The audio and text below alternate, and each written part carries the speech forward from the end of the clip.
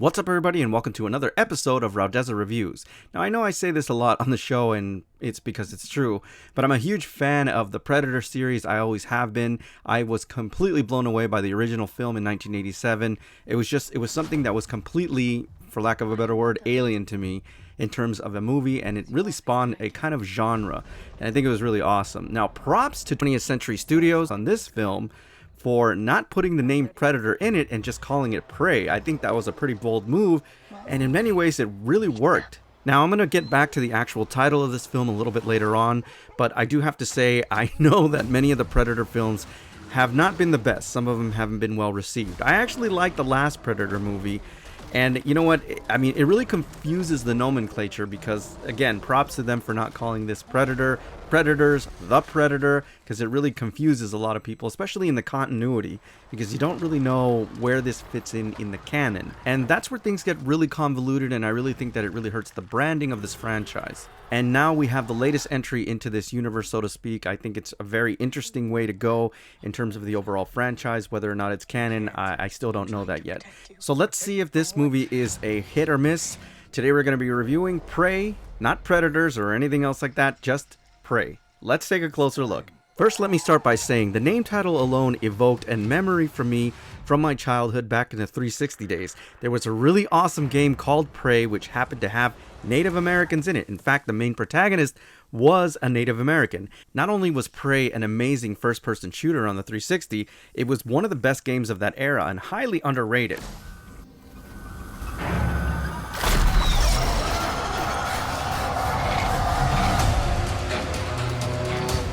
It knows how to hunt. I know how to survive.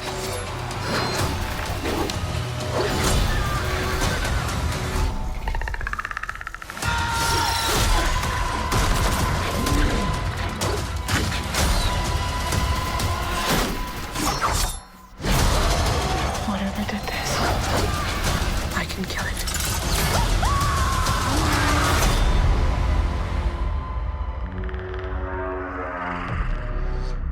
Anyways, somewhere in the multiverse, there's a version of me that's working for 20th Century Studios, and they've just asked me to release a trailer of an adaptation for the original 360 game, which would be amazing. As you can see, it's pretty adaptable. It's even got the same name, so that would be, like I said, pretty freaking cool.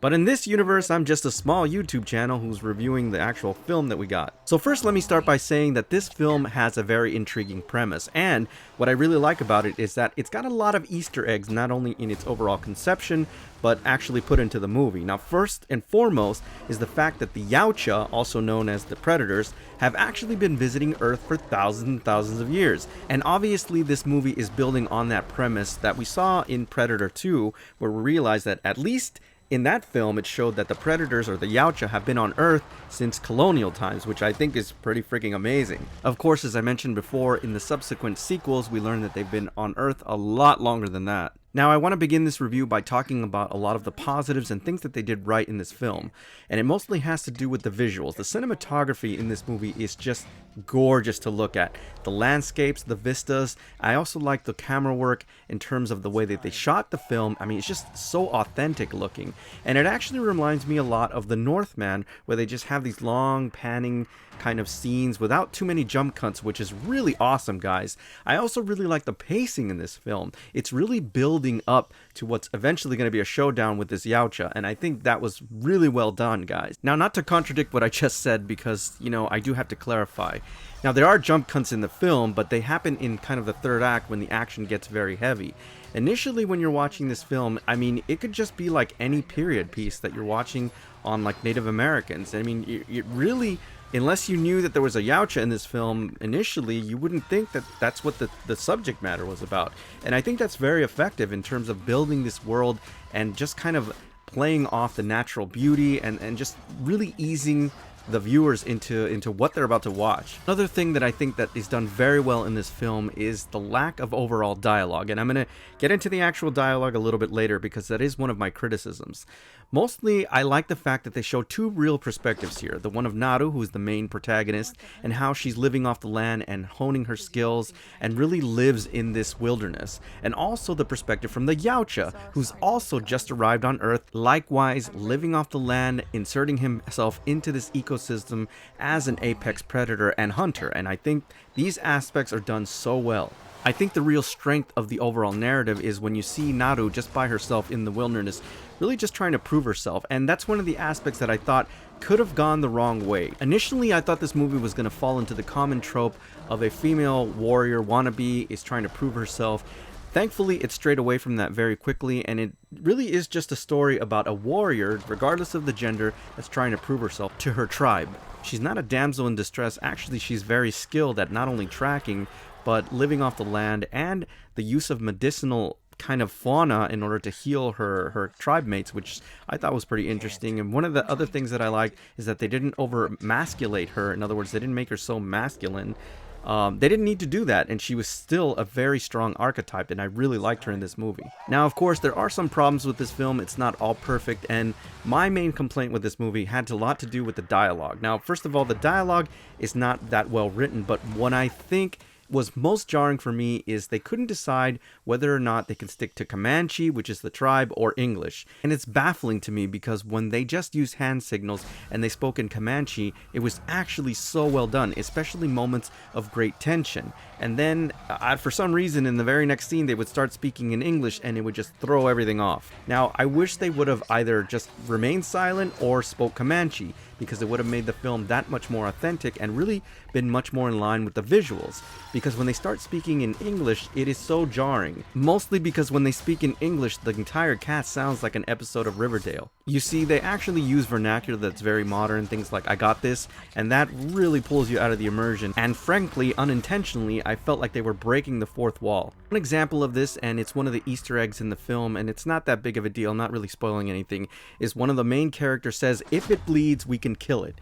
Now, he says that in English, and it sounds so flat and so awkward. If they would have said this in Comanche, and you just would have read the subtitles, it would have made that moment freaking epic, and they completely screwed that up. And it's a real shame because Amber Midthunder is actually a really good actress, and she really emotes in this film. If she just would have stayed quiet, I think a lot of her lines and scenes that had a lot of tension in it would have been that much more effective.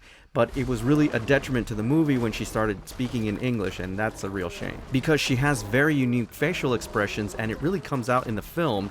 Again, that's not her fault, that's really the writers and the director and the direction that they went in, but nevertheless, it was a detriment to the overall performance and the film, basically. The other criticism I have in this movie is just exactly how OP she is, or for those of you who are non-gamers, how overpowered she is. There are some scenes where she's just like basically running away from a big-ass bear, and she's terrified, and then in another scene, and I'm not going to spoil anything, she's just taking shit out like John Wick style, and I mean, it's incredible, but the level there is not consistent, so I don't know, that kind of took me out of it a little bit, but it was still awesome to watch, don't get me wrong, but nevertheless, I still have to remark on these things. Now, this is the early 1700s, so of course you're going to run into bear trappers and fur traders, etc. You've seen The Revenant, you know what I'm talking about. Now, that aspect of the film was really cool because I think that those interactions were really amazing for the overall universe.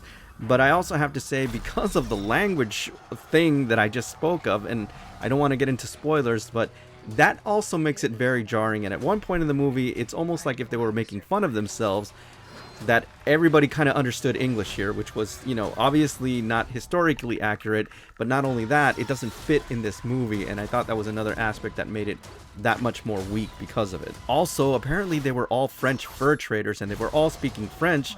I don't know why they continued to speak French. They never really spoke English except for one dude.